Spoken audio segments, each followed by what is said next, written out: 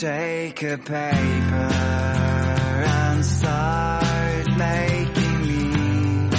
Every step is major.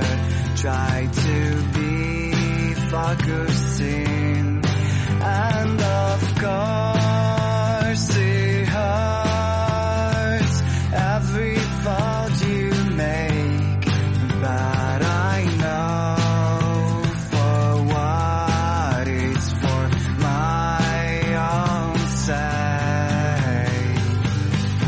I'm a paper blind, wind is throwing me across the sky. Thanks to you, at least I can fly. I'm a paper blind.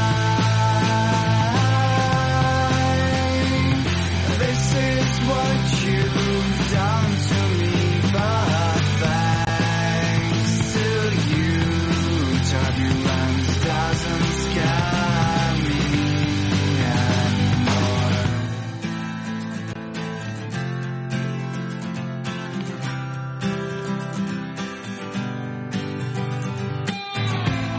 All ups and downs